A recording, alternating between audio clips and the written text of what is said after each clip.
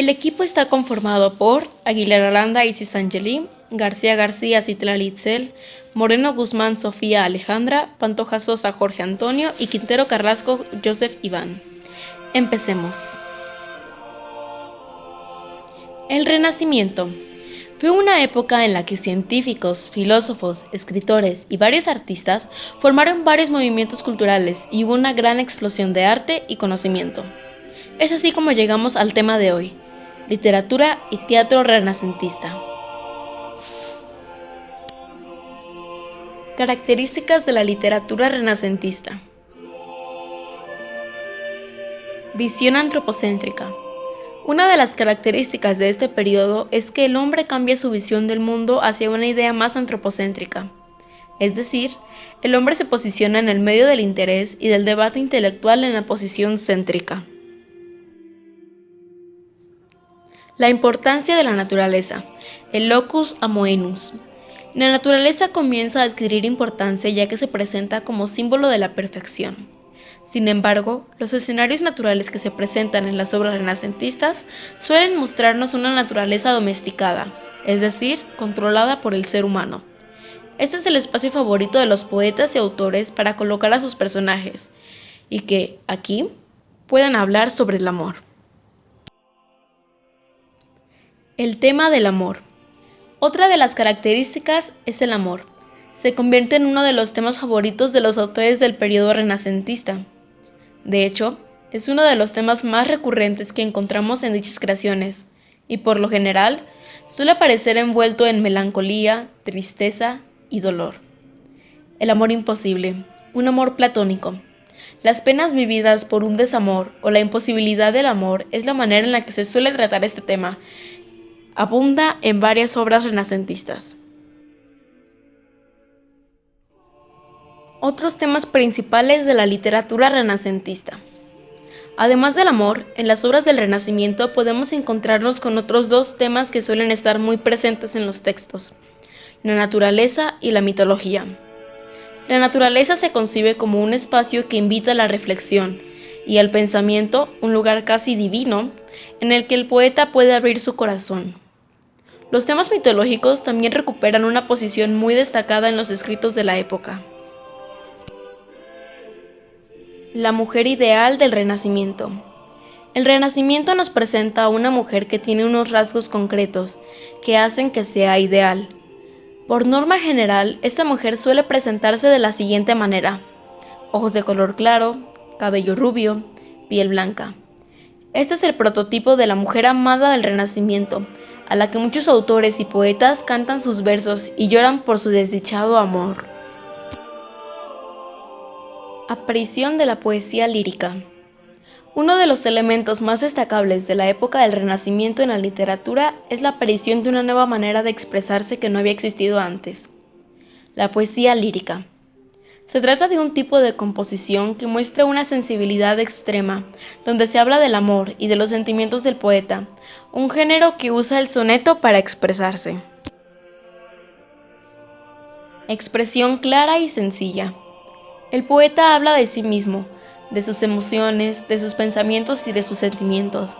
La literatura es concebida como un acto reflexivo sobre el papel del hombre, así como sus emociones. En la literatura renacentista podemos encontrar textos que huyen del oscurantismo del medieval y ofrece construcciones naturales sencillas de comprender. La claridad es uno de los rasgos más distintivos de estas obras. Reducción de la moralidad en la literatura.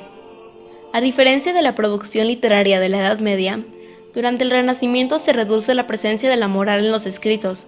Ya no se escribe con el objetivo de instruir a la sociedad en motivos religiosos o éticos, sino que se escribe para poder comunicar los sentimientos humanos y comprender mejor al ser humano en toda su inmensidad. El enunciador. La última característica de la literatura del Renacimiento es que aparece una nueva voz poética: el enunciador. Se trata de la persona que habla en el poema, la voz que se comunica con nosotros para explicarnos la historia. Los géneros literarios del Renacimiento exaltan la vida en el campo, el disfrute del momento actual y la valoración del tiempo. Hablaremos de algunos géneros literarios, empezando por la poesía. El primer subgénero de la poesía es la mística. Su temática versaba sobre los placeres que conseguían los privilegiados, que lograban comunicarse con Dios. En la poesía mística destacan Santa Teresa de Jesús y San Juan de la Cruz. Luego llegamos a la poesía ascética. Esta fue la representación literaria de la doctrina filosófica y religiosa conocida como el ascetismo. Esta corriente de pensamiento buscaba purificar el espíritu a través de la negación de los placeres materiales o de la abstinencia. Desdeñaba las necesidades fisiológicas de los individuos por considerarlas de orden inferior. Las personas debían alcanzar la perfección. Las incitaba al cumplimiento estricto de las obligaciones cristianas y les instruía en la forma de hacerlo. El máximo exponente es Fray Luis de León, con obras como Cantar de los Cantares, La Perfecta Casada, de los Nombres de Cristo, la exposición del libro de Job. Como otro de los géneros literarios tenemos a las novelas, y algunos de sus subgéneros son pastoril. La novela pastoril estuvo caracterizada por una temática orientada hacia el amor, un amor de tipo casto, ingenuo y de contenido idealizante, llegando en ocasiones a ser del tipo mitológico. Debe su nombre a este subgénero al tema desarrollado en las églogas, que eran diálogos entre pastores, quienes se contaban sus aventuras y desaventuras amorosas. La visión que se presentaba de la naturaleza era idealizada, en tanto que la sociedad era simple y libre de la corrupción de la vida citadina. A este subgénero pertenecen Arcadia, 1504, de Jacopo Sannazaro, Los Siete de la Diana, 1559, de Jorge de Montemayor, y Diana enamorada, 1564, de Gaspar Gil Polo. Asimismo se incluyen La Galatea, 1585, de Miguel de Cervantes, La Arcadia, 1598, de Lope de Vega, y La Constante Amarilis, 1607, de Cristóbal Suárez de Figueroa. De caballería. Aunque el subgénero de caballería se inició en la Edad Media, se consideraba uno de los más importantes géneros literarios del Renacimiento. Se basaba en la narración de los hechos heroicos, reales o míticos, de caballeros andantes.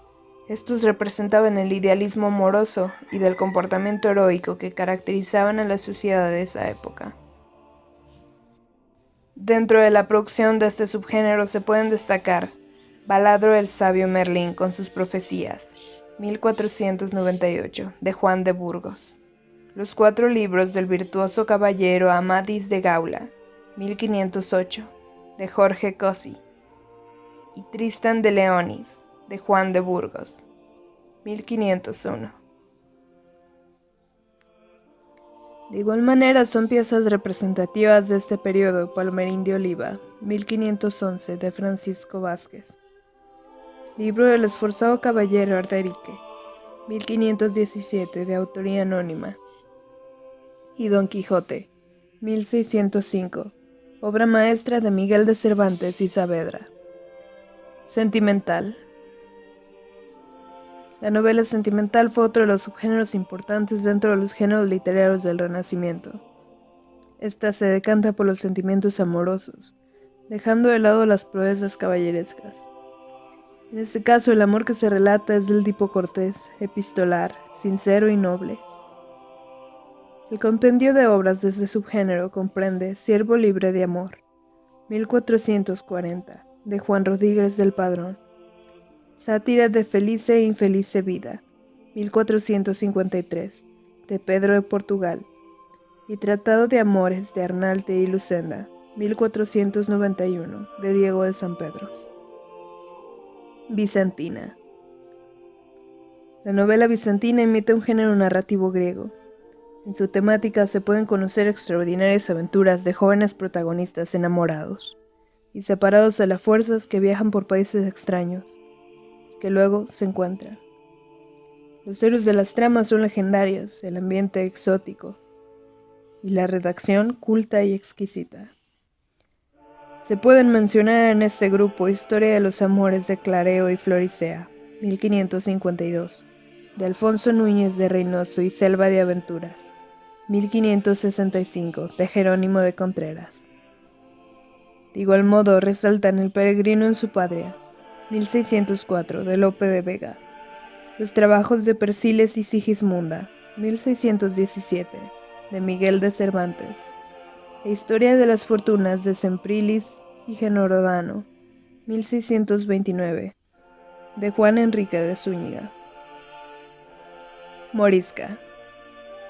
La novela morisca fue un subgénero que fue muy popular en España a finales del siglo XVI. En ella se encuentra de manera idealizada las relaciones entre moros y cristianos. Se exalta la paz y la comprensión del estilo de vida entre ambos. Entre los trabajos representativos de este subgénero están El Abencerraje, 1565, de Alonso de Villegas, Guerras Civiles de Granada, primera parte, 1595, de Gines Pérez de Ita y Osmín, y Daraja de Mateo Alemán. Picaresca. La novela picaresca se caracterizó por narrar las peripecias de personajes muy humildes. Estos enfrentaban su vida diaria y sobrevivían gracias a su gran astucia. Algunas de las producciones de este subgénero son La vida del Lazarillo de Tormes y de sus fortunas y adversidades, 1554, de origen anónimo. Guzmán de Alfarache, 1599 y 1604, de Mateo Alemán. Y La vida de Buscón, 1604-1620, de Francisco de Quevedo. Otras obras dignas de mencionar dentro de este grupo son Libro de entretenimiento de la pícara Justina, 1605, de Francisco López de Úbeda. Vida de don Gregorio Guadaña, 1640, de Antonio Enríquez Gómez. Y Periquillo el de las gallinas, 1668, de Francisco Santos. El teatro renacentista hace referencia al drama europeo desde aproximadamente el siglo XV hasta principios del XVII. Reflejó un interés y una emulación de los clásicos griegos y romanos. El teatro renacentista en Europa se basó en la recreación del pasado, un movimiento llamado neoclasicismo. Seguía las reglas de los antiguos, tal como lo interpretaban los modernos. La otra dirección del teatro estaba más centrada en las palabras y los escenarios de los isabelinos y los españoles. El teatro de Inglaterra fue el más prolífico en las obras de Shakespeare, Jonson, Marlowe y otros. Por su parte, el teatro español se asemejaba al teatro isabelino en su presentación, pero se basó más en el tema religioso y en las convenciones medievales que en alterar la fuerte influencia religiosa de la Iglesia y el gobierno. Origen del teatro. El teatro renacentista comenzó en Italia, con académicos que intentaron inicialmente recrear las obras griegas y romanas originales, y luego adaptarlas a la vestimenta y el habla contemporáneas. El nuevo interés en el drama clásico se inició con el redescubrimiento de Eurípides, Séneca, Plauto y Terencio. La poética de Aristóteles salió a la luz en el siglo XV. Este definía los géneros clásicos de la tragedia y la comedia. Así pues, la profesión del actor pasó de tener una mala fama a asumir una nueva dignidad, y se formaron las primeras empresas profesionales. El diseño del escenario renacentista también se remonta a modelos clásicos, especialmente a Vitruvio, en el siglo I a.C. Sus ideas influyeron en la construcción de las primeras casas de teatro permanentes en Italia y Francia. Por su parte, los teatros de Gran Bretaña y España adaptaron las características de los patios de posadas donde se habían llevado a cabo representaciones previamente.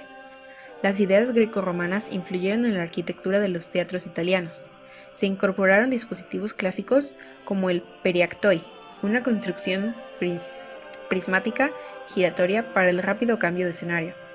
También se introdujeron nuevas características, como el arco del proscenio. Este consiste en un marco que separa el escenario del auditorio, A través de este arco se ve la acción de una obra de teatro. Tragedia renacentista.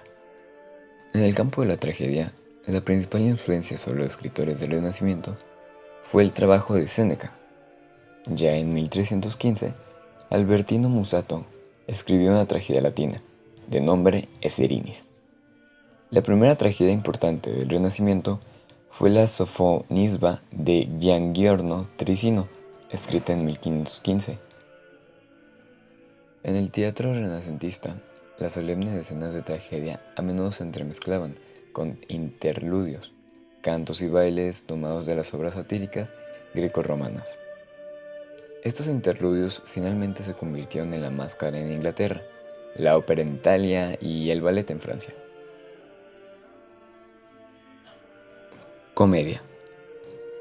El descubrimiento de la comedia romana, con sus característicos personajes e intricadas tramas, inspiró a los dramaturgos renacentistas a escribir algunas obras similares. La primera comedia significativa, escrita en italiano, fue Calandria, en 1506, de Bernardo Dovizi de Bibbiena. En la Italia del siglo XVI, los autores de la comedia comenzaron a combinar aspectos de la comedia romana y otros de la tragedia con elementos del drama litúrgico. Uno de los principales escritores de la comedia erudita fue Ludovico Ariosto.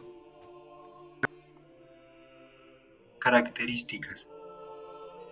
A diferencia de los actores en el teatro medieval, el teatro renacentista estaba compuesto por actores profesionales. Algunos se especializaban en papeles trágicos y otros en papeles cómicos.